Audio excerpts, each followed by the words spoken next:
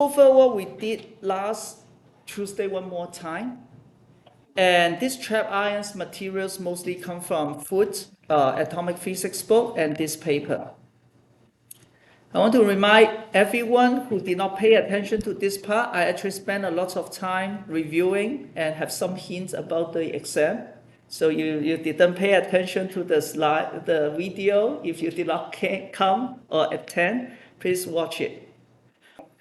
Basically, you should understand this spin and orbit coupling causes the fine structure. It splits the energy level. Then we introduce some term symbols. Again, not required in this class. I just teach you because I want you to feel more comfortable when you read papers.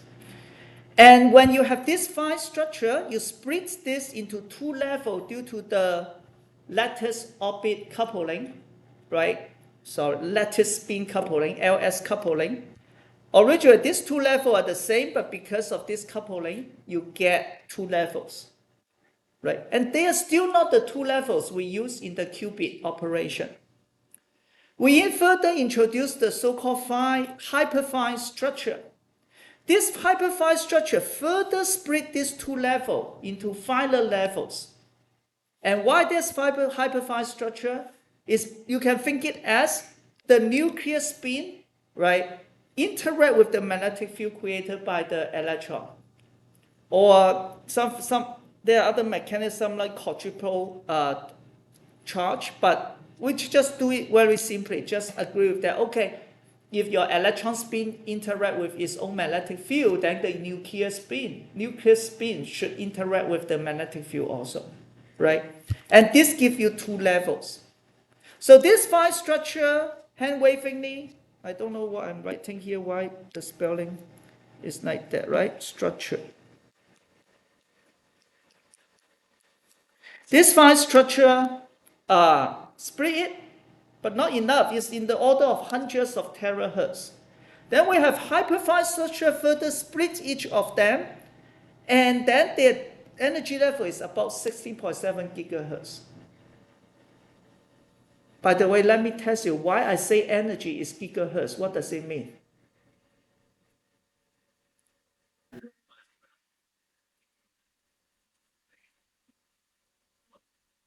Right, because energy is energy, but it can be equivalent to the energy of a photon, right? So we divide it by h, then you get this frequency, right? It means the energy is actually h times 14.7 gigahertz, right? And then you convert to EV, right? Just be careful of this. And these are the two states we use for qubit, and you fulfill the de Vincenzo's first criteria, we have a well-defined two-level system.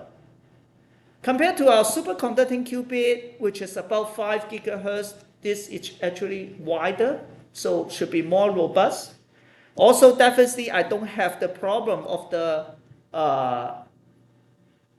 LC tank, that a lack of enharmonicity, because from here to here is hundreds of terahertz, right? So it's well defined, just like what we have in the spin qubit.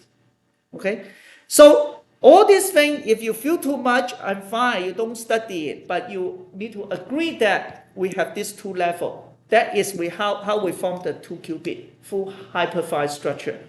Now the top one, then you might say that why I want to introduce this pair, because later you see this pair is important for initialization and readout, and also for laser cooling. Okay, so that is how we have the qubit. Here I will skip. And after that, we start talking about the mechanism. We need to trap the ion in the 3D space. And how do we trap it? We trap it using something called linear Paul trap. There are other versions, more complicated one, right? Like if you go to IonQ, they are most latest technology. They're very sophisticated electronic control. But after all, the main purpose of this is just to trap the ion in a certain point in the space. And we told you that it's impossible to do it electrostatically because of the physics. You just cannot find a local minimum in the 3D space, I mean global minimum in the 3D space by applying electrostatic force. You will have these two electrodes at positive, and then these are the ion, the array of ion, they repel each other, they form the array, just like the lattice, just like a crystal lattice, right? And then you have this AC electrode in the other two orthogonal direction. We can call it X and Y. We are changing it using AC field so that sometimes it's attracting, sometimes it's repelling, so that this ion will stay approximately in the space, at the point of the space that you want to confine them. Okay? And here we further show that in reality, if you use this portrait, this is from Wikipedia, you actually, the ion will rotate in a circle, a very tiny circle, so it's still trapped there. But it also has this micro motion around it. So that is what actually happening, right? If you are going to interview a job for trap ion quantum computer, then you probably want to go deeper, right? But here I will just give you the superficial. But here show you the essential point. So you go deeper to understand all this. So again, we can trap it, right? So this is not the D'Avenzacio's criteria, but on the other hand, it is. Think about that. If I allow it to touch anything, I don't trap it, it interact with the environment, it's going to reduce the decoherence time, right? Now, I actually should have this one, let's just skip it. Talk about this earlier than trapping. How can you trap an ion in the space if it is very energetic, like 300 Kelvin?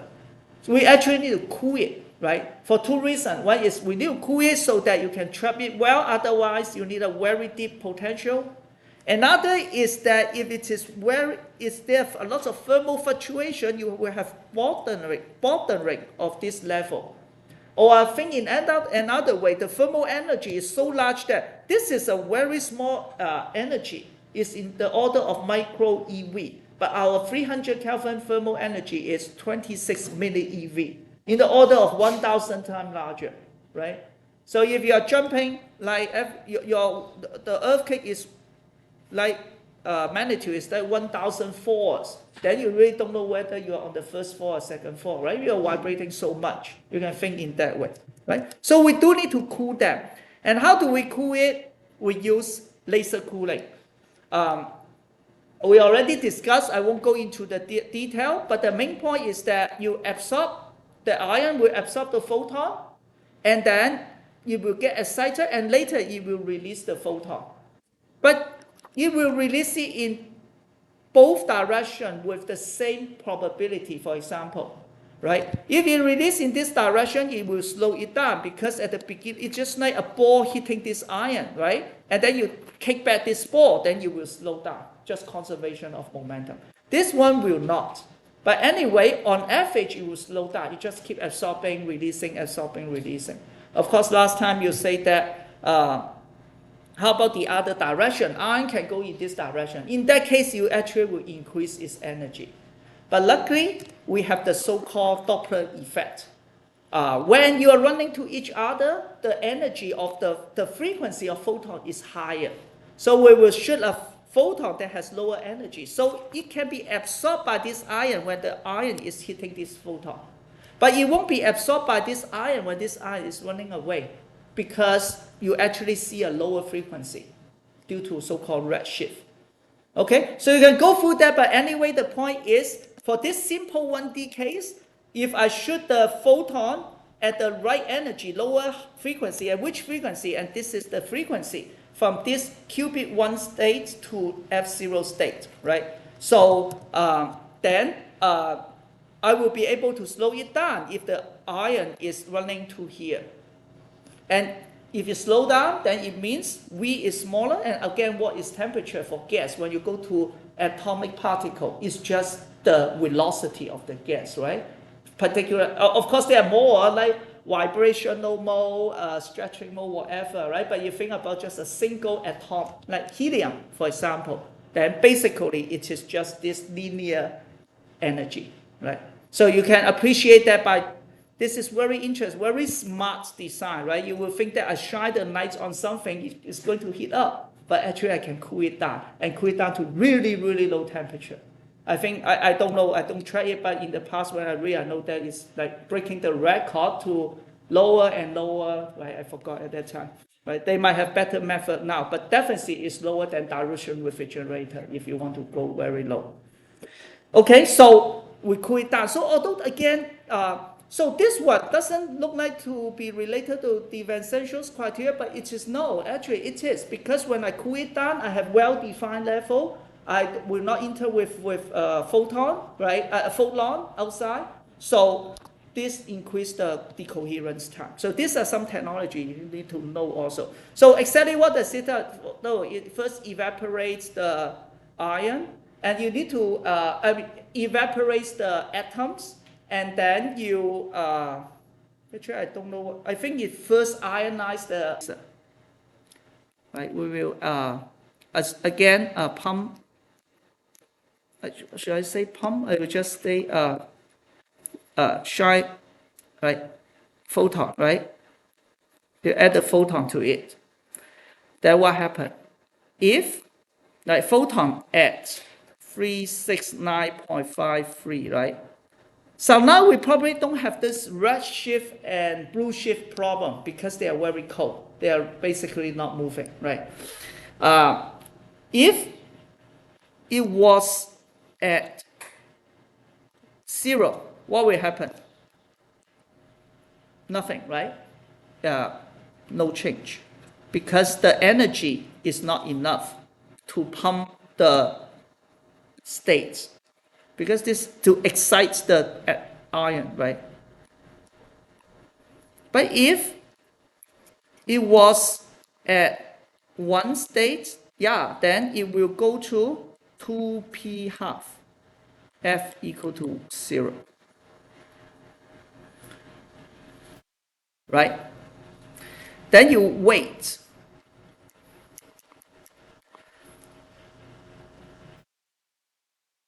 If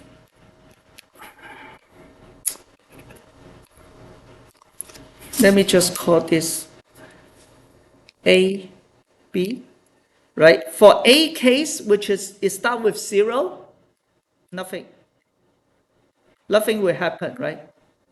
But for B case, it's going to decay eventually, and then emit a photon.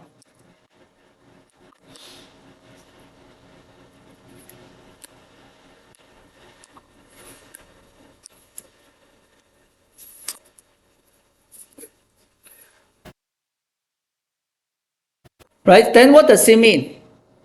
Then obviously, that is called fluorescent technique, right? So it means if there's light, photon emission, then the state, then we can deduce state is 1. That's how we read out the state. Right, but this is stochastic, right? When it emits, and also you might have a lot of number of photons. You don't only do it once; you do it many times to get the statistics, right? So this is the probability of number of photon emitter. Right? So what you are seeing is not like 0, right? You may actually see something like this. This, I mean, due to various non-ideal situation, then you make, this is the number of photon emitter. So if you get this amount of photon, then you might say this is 0, and then this is 1. Okay, so there's a range. So for example, I can be wrong. There's 0 photon and 1 photon. Maybe for this, you will say that actually this is 0 due to the error, right? And then maybe 2, 3, 4, 5, 6 has this probability. Then you will say this is state 1. Okay. Again, I'm not familiar with this. I can only tell you, right? Basically, what I'm doing is just summarize the paper and tell you. The real engineering technique is what I don't really know, right? If you have chance to see these people in QCE or APS, right? I know some of you talk to those people, you can ask more. But that is the idea, right? The most important is understand the idea. Okay, any questions? Yeah. Yeah, they will be in the final. But it will be reasonable, right? For example, for those difficult equations I'm going to mention later, I may test you, but I probably won't ask you to derive from scratch, right? You should. Okay, so we have the well-defined two-qubit gate. Well-defined two-level. We know how to do initialization. We know how to do readout. Then for decoherence time, we kind of discuss, right? We trap it, we cool it down, so it has high decoherence time. Then the last one is what do you call universal quantum gate, right? And universal quantum gates need 1 qubit and 2 qubits. Yeah.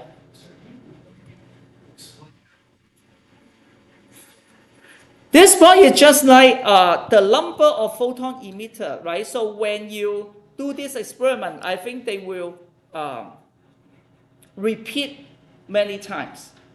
Okay, so then the total number of photons that will emit will, like, you will think that 0 probably is the no photon emit is 0, right? But due to some error or not error, I mean other secondary effect, you might actually have some photon emitter, right? So then if it's this range, we say it's 0. So what I think the most important is that if you don't design it well, this one overlap with this one, then you have the same problem as the IQ block in superconducting qubit, right?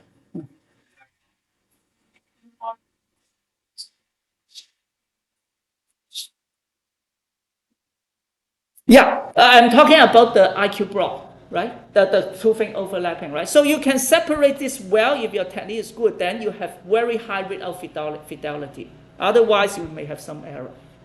Yeah.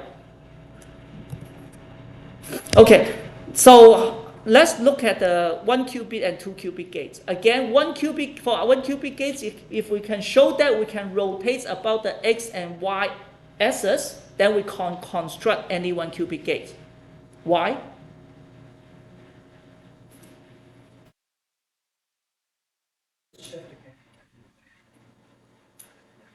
Now there is a more direct theory for decomposition. I say that if you can, I can show that I can rotate about x for some angle or rotate about y for some angle, then I can construct any 1 qubit gate.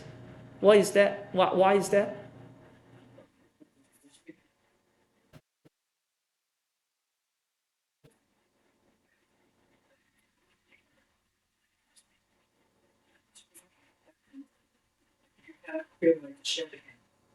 No, not just that. But remember, any 1 qubit gate, any rotation on the sphere can be decomposed into free rotation. That's what I'm trying to fish for, right? Maybe I did not ask it right. So if I can decompose it into x and y, then I just need to implement x and y, right? Okay, so let's start with this. We have quite a lot of math. I will go a little bit faster because this is very similar to what we learned in spin qubit. So think about this. I have an ytterbium ion, and then now I shine a photon to it or a light, and it is E cosine omega t. Okay, so a small string light, right? Like with small intensity. How do I solve this system? Of course, always write down the Schrödinger equation. And actually, I'm not solving this system. I'm only solving the ytterbium qubit state, right? I'm not solving for the photon. Okay. So this side, right?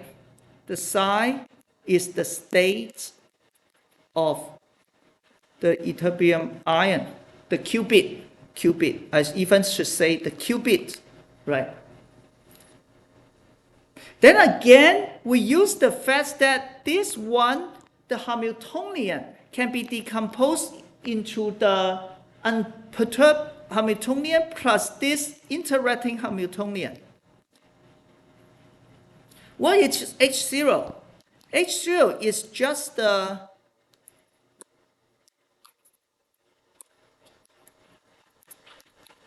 Hamiltonian without light. Right? It's just the Hamiltonian without light. Of course, it's very difficult if you want to solve this atom, right? 171 nucleus and then 170 electrons. But doesn't matter, we have the answer already, right? Because we only care about two levels, right? So we already know what it is. Because we're just limiting to that two level, we just say, okay, H0 is what? It's just talking about these two levels, the 2s half, right? The whole thing, if you solve it to what we are interested in, is just talking about this two level. That's it. Okay?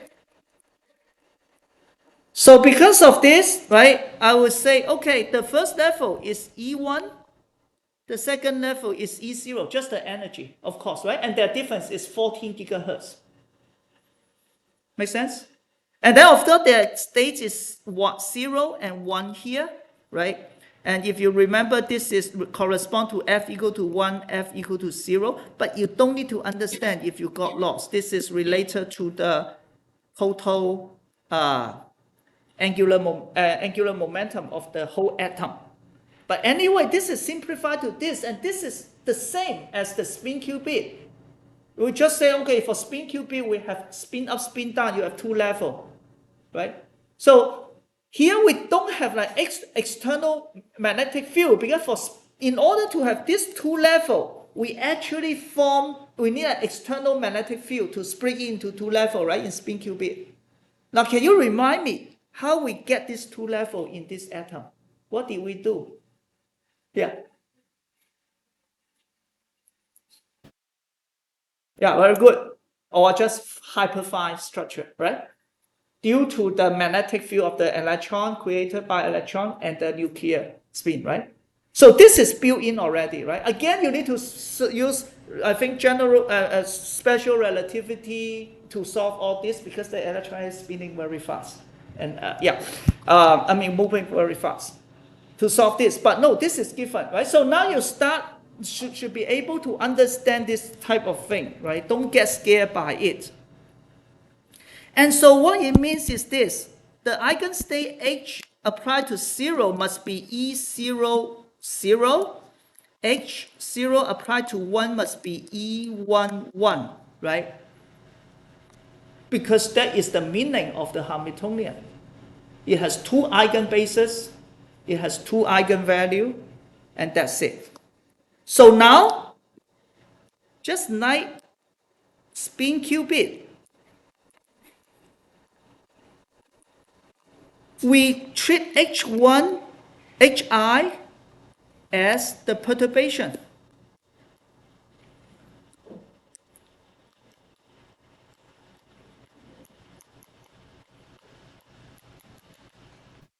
Okay? And then what did we do? Actually, at this one, I test you in the midterm. I asked you to do homework. And what we did was what? We say, then the general state psi must be equal to the linear combination of C0 times 0, e to the power negative I omega t, plus C1 state 1 e to the power negative I omega 1t. Do you still recall this when we did the perturbation theory? Right? We say that, okay, now the total system, because this is small, so it is still a linear combination of the original eigenstates, right? And scaled by this, right? And of course, just recall omega, when we say omega 0, right? Where omega 0 equal to E0 divided by H bar, omega 1 equal to E1 divided by H bar. Okay, and we also need what? C0 square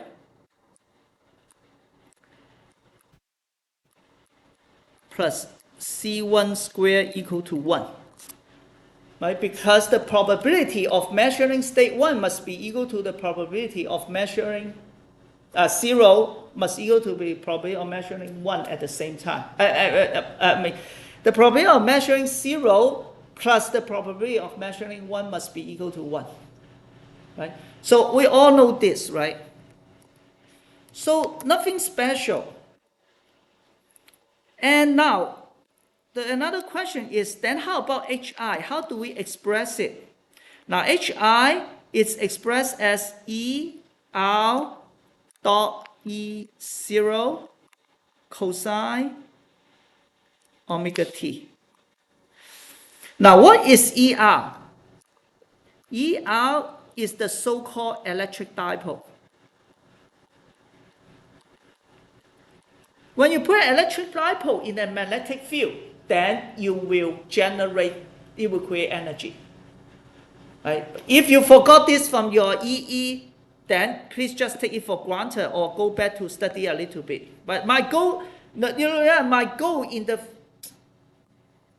maybe I will ask you, but won't deduct a lot of points even if you cannot come up with the equation. But you can tell me that dipole interact with electric field is just like spin dipole, spin moment, magnetic moment interact with the magnetic field. I just want you to be able to see that, right? Just recall this. Recall what we did in the spin qubit. What was the interaction Hamiltonian? Can someone tell me?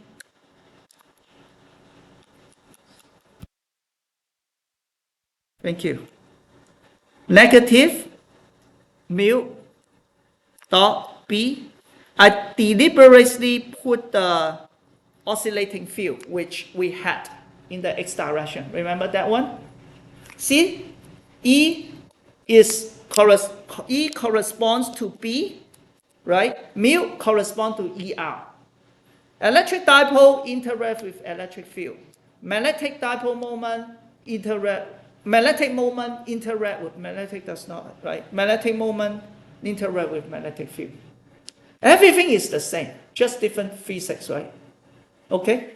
So, if you already understand the spin qubit, all these are just the same, except that you understand, okay, the splitting is not due to external magnetic field just because of its built-in hyperfine structure. We take it for granted. And then we still do this perturbation. And now this extra perturbation is due to the magnetic dipole. So what is this magnetic dipole? This one I have not explained to you. Why we have an electric dipole? I keep saying the wrong thing. The electric dipole, what is that? That is because in your yttrium ion, so it doesn't have dipole, but it can fluctuate due to external magnetic field, right? So you might have some more positive charge here, some more negative charge here, because the electron clouds shift to one direction. And this is the E times R. Yeah. It's called when you interact with the photon, because you have electric field, polarize it. Yeah. And actually, I'm not sure. I don't know if this is completely symmetric. I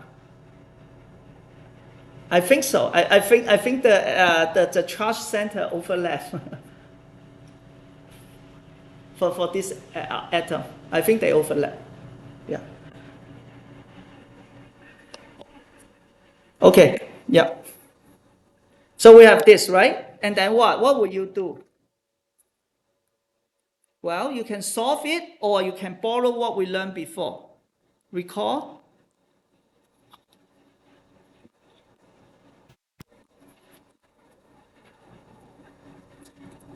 No, I don't need to recall. Actually, I gave you already. I don't need to I already put it earlier. Okay, so this, right? So we have, this is 1. This is equation 1, right? And this is, let me call it, this is Schrödinger equation. So I'm going to substitute 1 xi into the Schrödinger equation, like what we did for spin. Okay, so what I'm saying is this. I have this side, right? I will substitute here, and then I try to solve for C0 and Cy. So the process is exactly the same, right? So I'm not going to do it, right? I will just give the answer. Then you give me I C0 dot equal to omega cosine omega t e to the power negative I omega LT C1. Another equation is I C1 dot equals to omega star cosine omega t e to the power I omega LT C0. And this omega L is the Larmor frequency, right? And what is the Larmor frequency when I give you a two-level system? How do you find it? The difference between the energy, yeah. So it is E1 minus E0 divided by H bar, right? For spin qubit, is the difference between the spin up and spin down frequency, which is mu b, or 2 mu b, 2 mu b, right? So here it is given 14.7 gigahertz, right? So this is the Larmor frequency. We could have mentioned it here, earlier, but we wait until now. So what is this omega? So omega, this one, you will go, if you go through the process, you will see something like what we had in spin qubit. But it's still good to write it down so that you can appreciate what happened. It's actually equal to this value. So this is a part of the Hamiltonian, right? So although I write it as a vector, but it is a matrix, right? A vector matrix.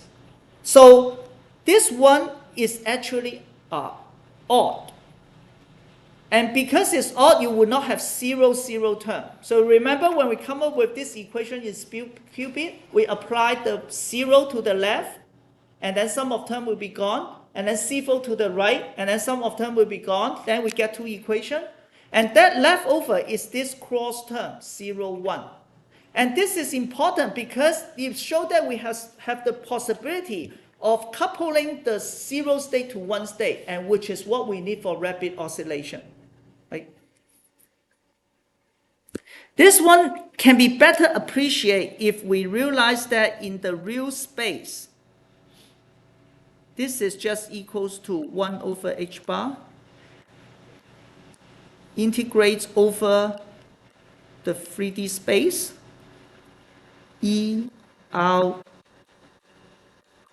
dot E0, psi 0 star psi 1.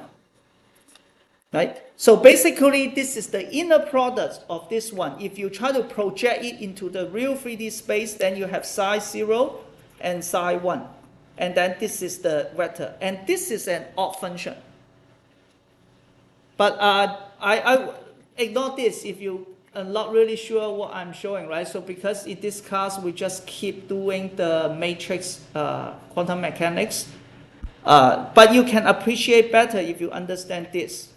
But basically here, just because it's odd, that's why you cannot have the same function. You cannot have 0, 0. Because if you have 0, 0, this is even, and this is odd. You integrate an odd function, it will give you 0. And that's why you will get 0 for those 0, 0 or 1, 1 term. Okay. Yeah.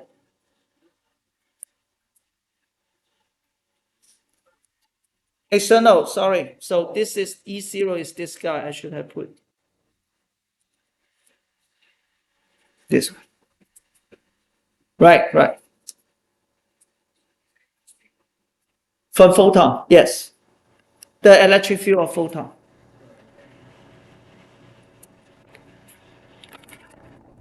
So, I'm thinking if I should cover this. So should we?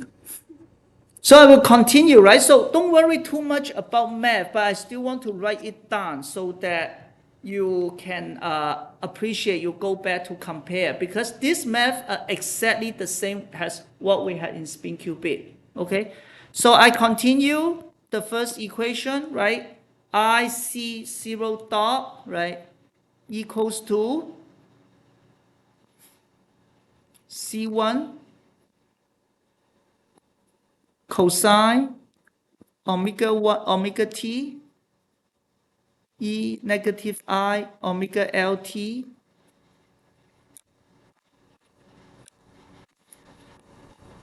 times capital omega. I'm just copying this equation.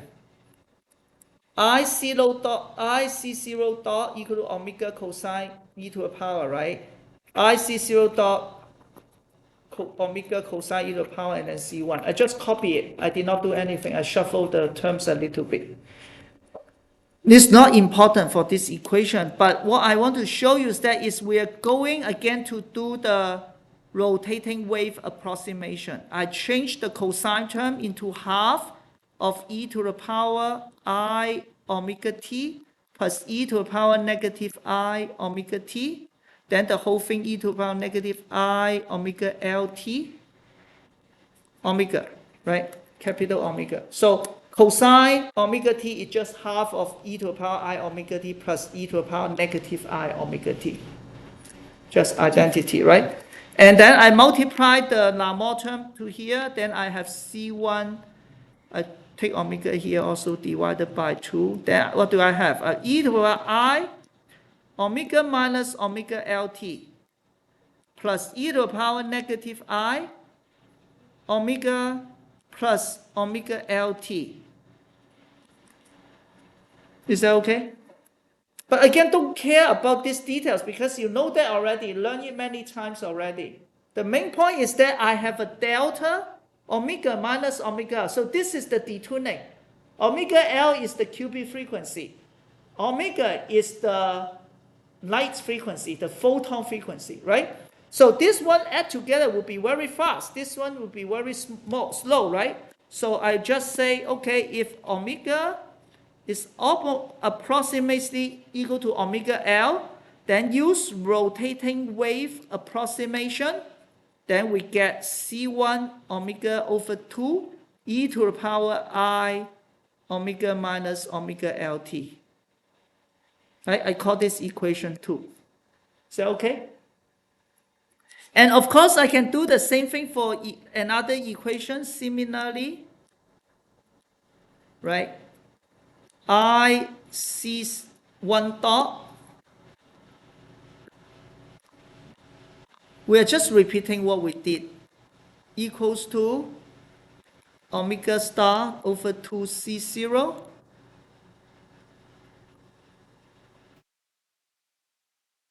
e to the power I omega L minus omega T. I call this 3. Again, don't worry about, no need to spend time to copy, right? You can do it later. It's just purely math. But the main point is that you see this detuning and rotating wave approximation again. We get these two equations, right? And then what is our goal? Our goal is this. I'm going to substitute 2 into 3. Okay? And you need to trust me. Right? D squared, second derivative of C1 plus I omega minus omega L dC1 dt plus omega divided by 2 squared C1 equals 0. That's the same as what we did earlier, but In spin qubit, we already assume no detuning. Here we wait until now. We say if omega equal to omega L, no detuning, right? Then of course we will get C1 dot dot plus omega divided by 2 squared C1 equal to 0. Anyway, we still get the same equation form, which has the solution of sinusoidal or exponential, right? So the solution of this equation, right, if you solve it, then the psi will be equals to cosine theta divided by 2 plus omega t e to the power minus I divided by 2 negative pi over 2 plus omega lt 0 plus sine theta plus omega t divided by 2 e to the power I divided by 2 negative pi over 2 plus omega lt 1. Say again? Yeah, that's what we need to say. What is theta again? Here, when we say psi, right? Do you remember? To represent 1 qubit, you need 2 parameters, theta and phi, right? Theta is the polar angle. Yeah, phi is the azimuthal angle. So here I jump, I did not really solve it. But this is actually the initial angle of the state before we apply this light to it, right? So theta and phi was the initial polar and azimuthal angle. Yeah, maybe I should just put theta 0. That would be better in this case. Theta 0. Okay, so that would be the theta 0 of this one. Okay, so you start at here, and then I shine the light. Then what happened based on this? You have two things, right? Theta 0 becomes theta 0 plus omega t. That it means I'm having the rapid oscillation. Right? And then pi over 2, this is a special case. I start with pi over 2, becomes negative pi over 2, becomes negative pi over 3 plus omega lt.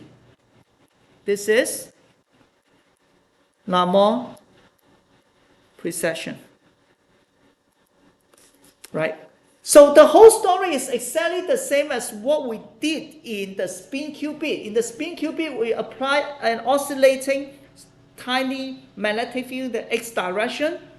We cause the rapid oscillation. Larmor precession is always there because as long as we have a qubit frequency, then you will precess about it. So we go through all the math, although the omega has a different form, but the rest are exactly the same. The previous omega r in spin qubit is just mu dot b. Here is er dot e, right? And once we represent the wave function in the form of polar coordinate, we know that it's always cosine theta e to the power negative phi divided by 2, 0, plus sine theta e to the power positive phi divided by 2, 1. That represents a qubit. And here you tell us that the theta, right, both will change. It means it will keep increasing from north pole to south pole. And phi will also keep increasing based on omega L. That's why it again will go through this precession. This rapid oscillation, right? So I successfully built a 1 qubit gate that I can bring it to any point on the sphere, right? So of course here is a simplified one.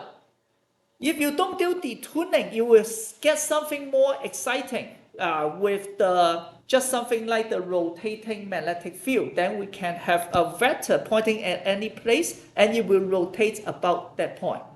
So for that, you can look at Fuchs' book, right? But only when you need that, you look into that. But I hope this persuades you that we can do 1 qubit gate. So how do you do 1 qubit gate in trap ion? Shine the laser light with the right frequency for the right duration. Then you implement the 1 qubit gate, any 1 qubit gate, right? Hadamard gates or whatever. Okay, any questions?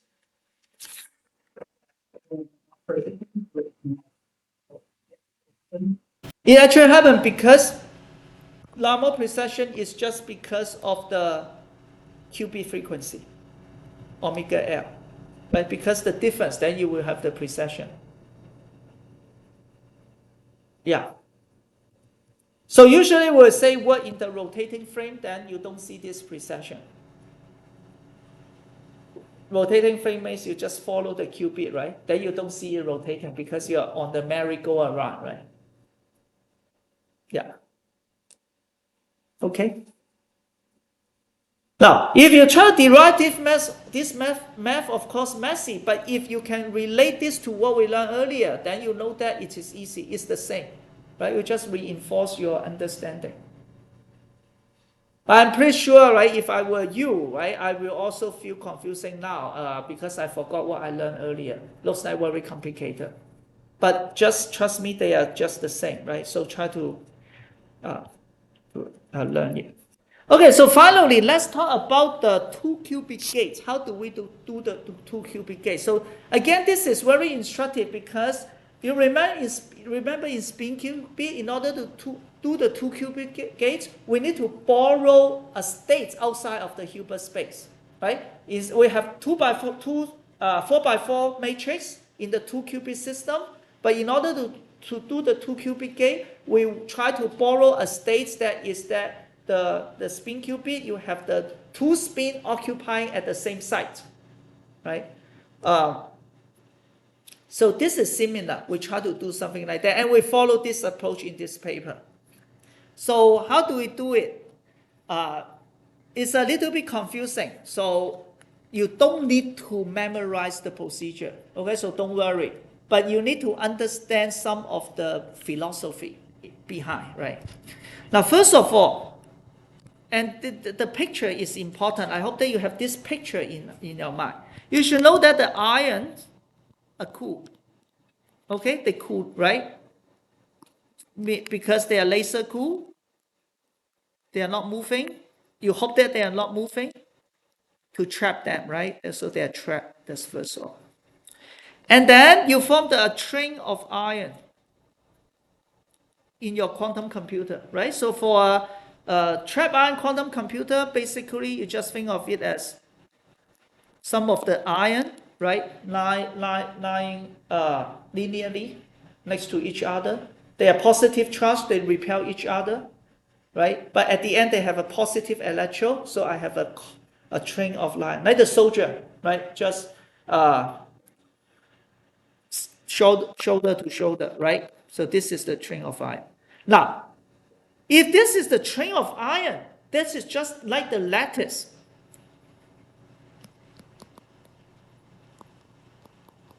You know what happened for those who have taken solid state physics? You know the lattice will vibrate, right?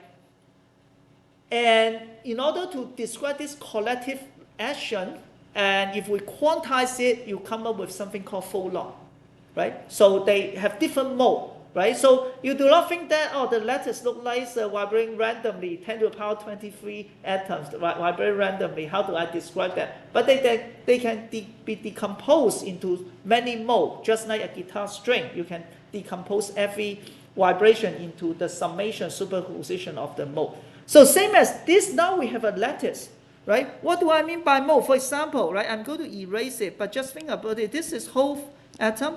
They can swing left and right together. That is center of mass mode, for example. And this is actually the mode we are using. Right? Or they can do this. They can form a wave. Right? They just like a guitar string, right?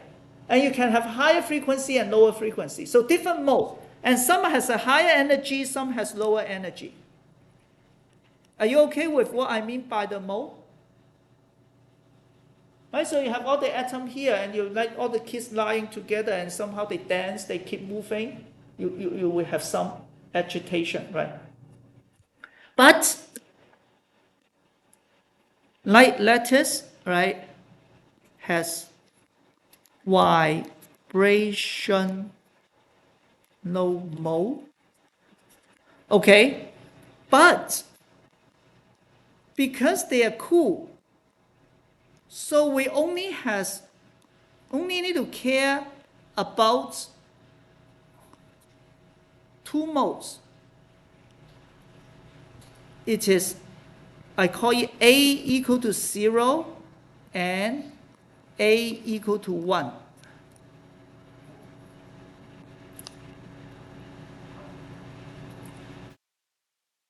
Is that okay? So basically, in this mode, the energy of the photon, this is photon, okay? Here's not photon, okay? EPH equal to E of photon, the vibration mode, right? You either have, I just shift it to 0, or EPH equal to omega pH. I ignore H bar. Right? So I have this mode, right? So in order to make all these kids move together or have a certain vibration, I need to give energy to them, right? So I have a photon mode. Nothing to do with qubit. That is the picture you need to have in your mind. I have many ions there, and they are moving because they are so cold. So they are quantized also, their vibration. So in the vibration space, they have this mode. Whether they're vibrating or not vibrating, you can think in this way. Is that okay? Then, but we also need to say we need to recall, we have qubit state at the same time. Okay, we have qubit state. What are they? Yeah, you have these two, right? This is 1, but now I am going to call it E, because I don't want to mess up with the photon mode 0 and 1. This is 0, I call it G, right? This is F equal to 1, F equal to 0. Again, this is 2s half. This is the qubit state, right? I have qubit state E and G, right? So, if we just look at it,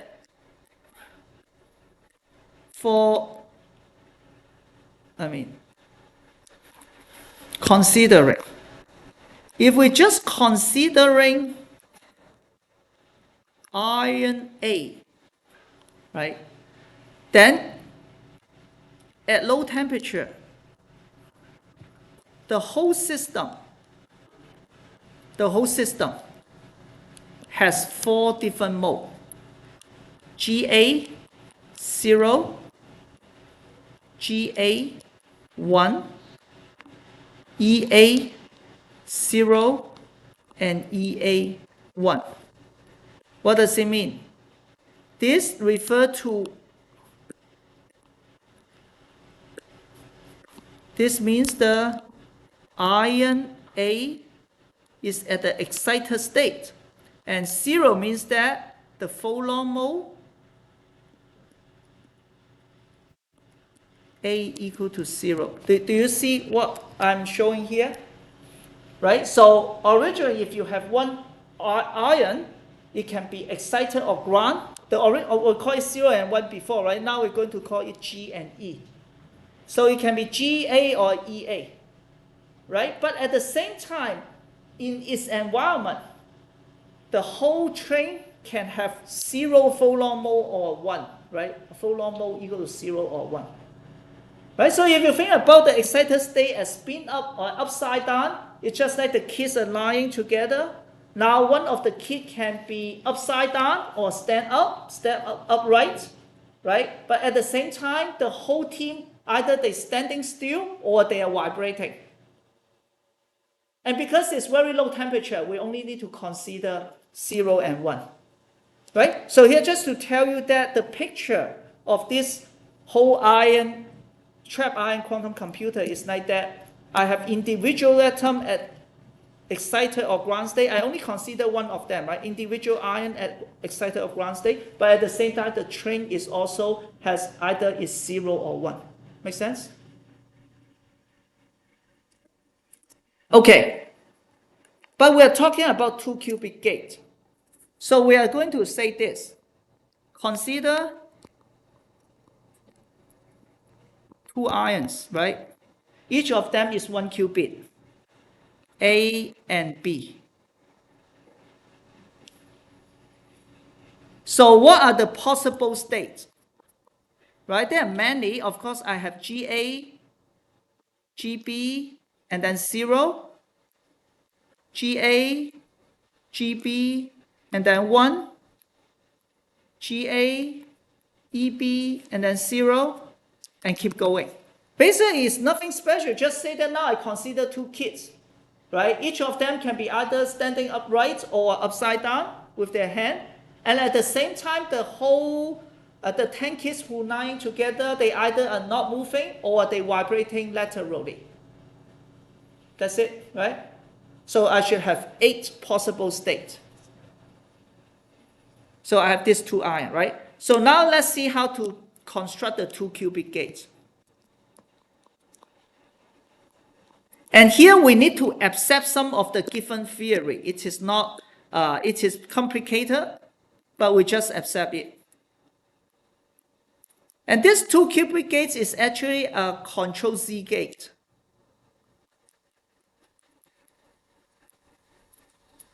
So what do we do? The step 1,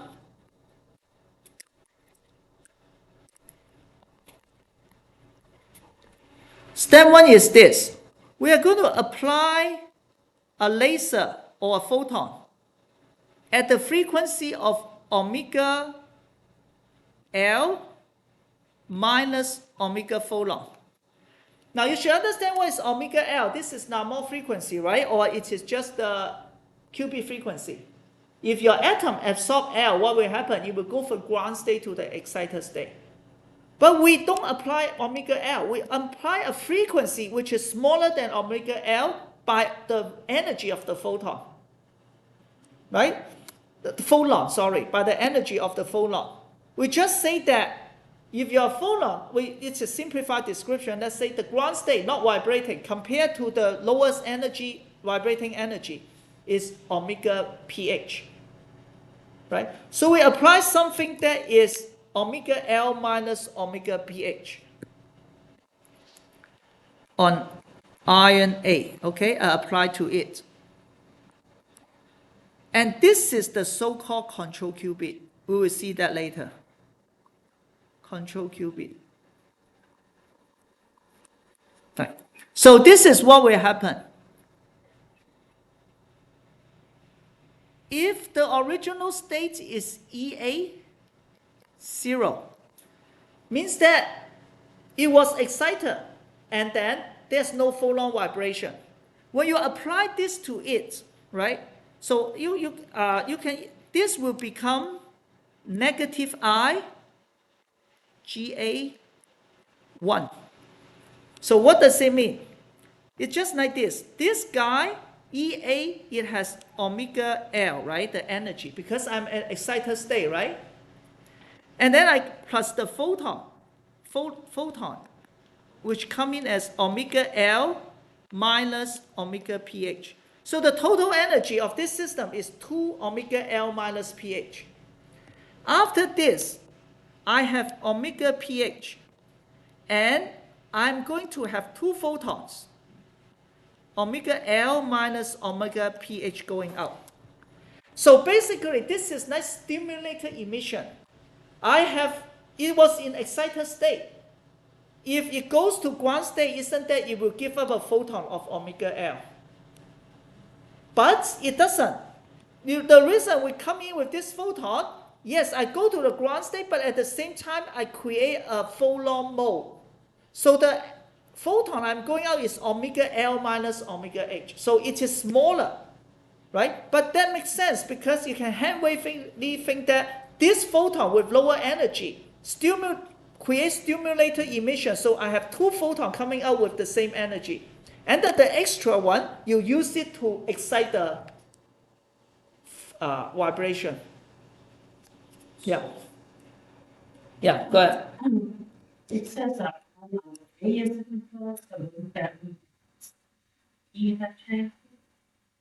Now RMB has no effect. So the laser will just shoot at RNA, right? So we can control so well because they are separated. So the first step is shoot the laser with this energy on RNA for certain time, so that I create this emission and then from E to G and then 0 to 1. Yeah.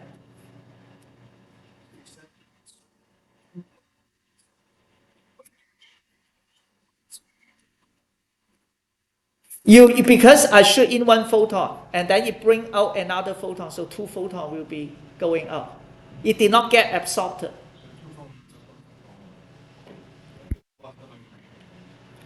Yeah, 2 photon plus 1 photon. Yes, so you can say that excited atom plus 1 photon becomes 2 photon plus 1 photon in this sense. Yeah.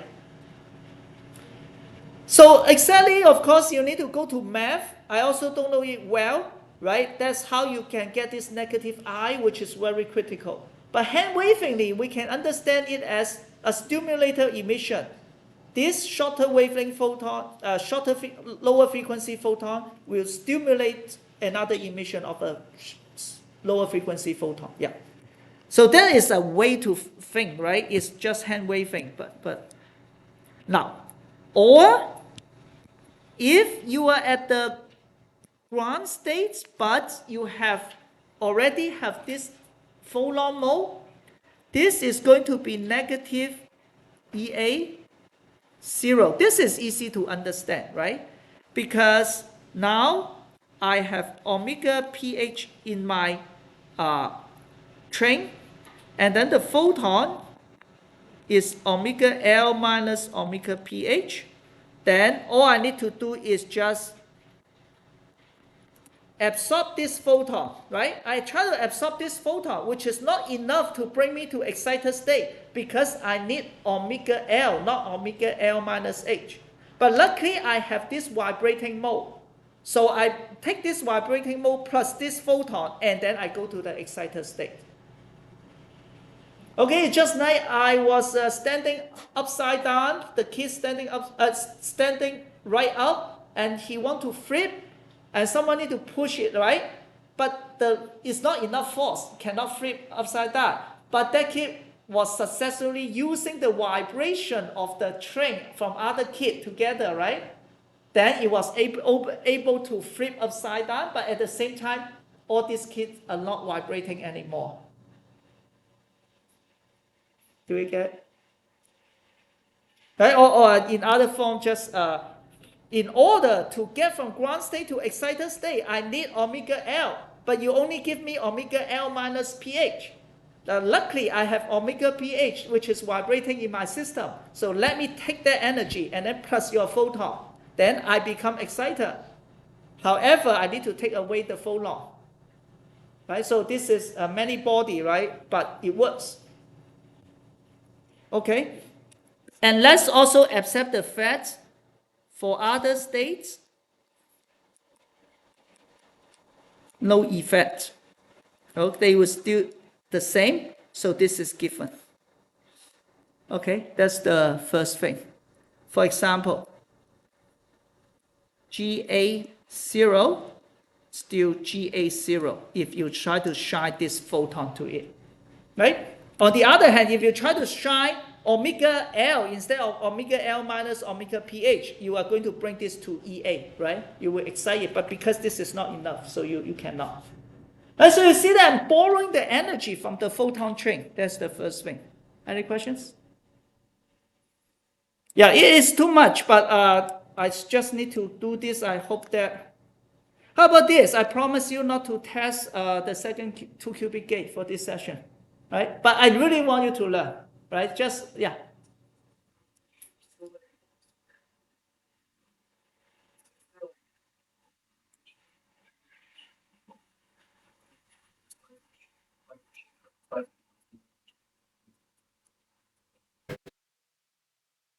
I think they have, yeah.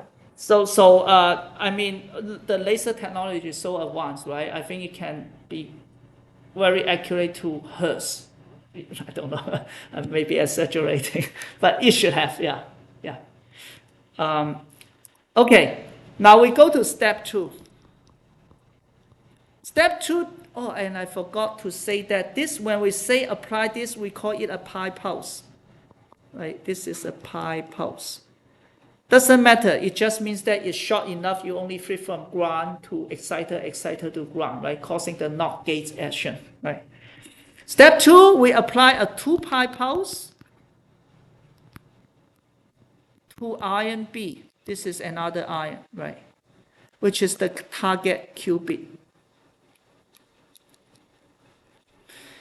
So again, we are applying omega 01 minus omega pH. Okay? And let's just accept it. This is a more complicated. We will have GB1. We'll go to negative I EB0 and then go back to negative I squared GB1. Because this is 2 pi, we can use something similar, the same mentality, right? So here, this to here, if I apply another pi pulse, it go back to this one, right? So you have negative I squared. So this is something similar, right? Just think in that way. It actually borrow another state, but I try to simplify it, right? So which means it's going to give me negative GB1, okay? And no effect on others. So up to here is basically some of them we cannot explain. We just take it for granted. But there's something very important thing about, actually, I don't want to talk about that because we don't have time. I can talk about that later. Okay, and then step 3. We just repeat step 1. So let me show you how we obtain this 2 qubit gate, right? So we have a 3 body system, A, B, and photon. Right, so this is very important. We are borrowing the vibration outside of our Hilbert space to construct these 2 qubit gates. That's very important. This is the main concept. What are the possibility? We can have G, G0, right? A and B are G, right? G, E0, E, G0, E, E0, correct? But how about 1? No, we know 1. Because we initialize it at very cool temperature, okay?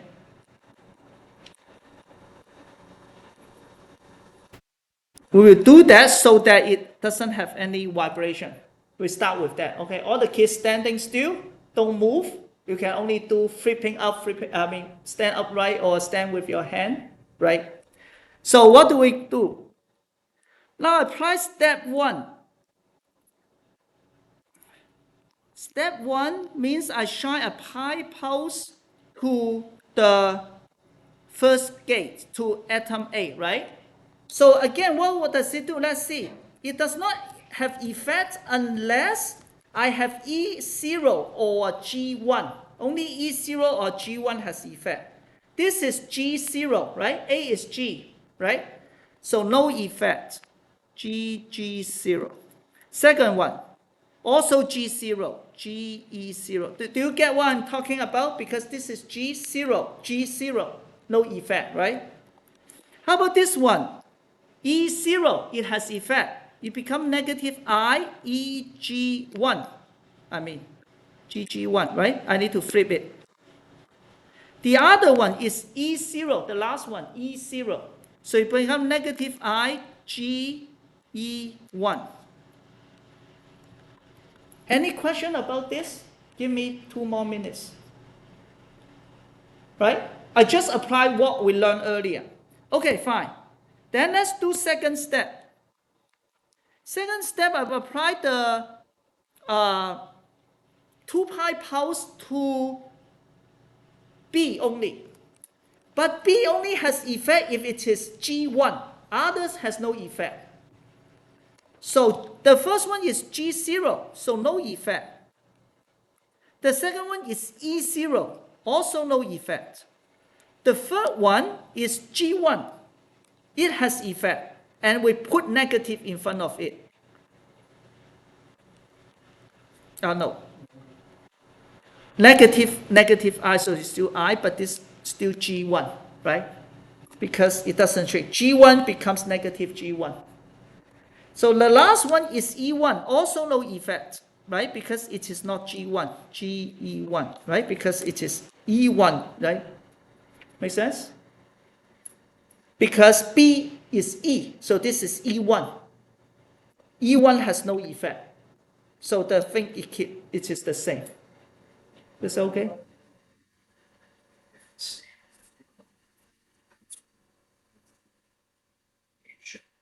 Look, we have not finished yet, only at step 2, right?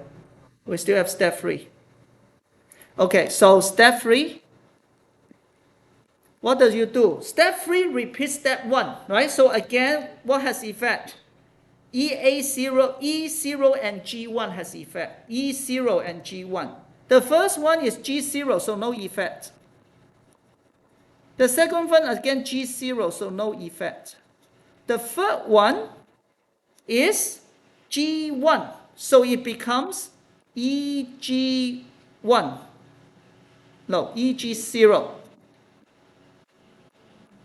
times negative I. I times negative I is 1. The last one is E1, G1 also, so it is also E0, right? EE0, but times negative I. So this becomes negative 1, right? So you see that GG0, GG0, GE0, GE0, EG0, EG0, EE0, EE0, but negative. And that is exactly the Z gate. And then from Z gate plus other 1 qubit gates, we can build the control NOT gate. And that is the entanglement.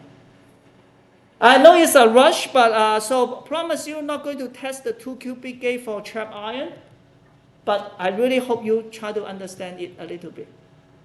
Okay, so that's it. Any other questions? Yeah.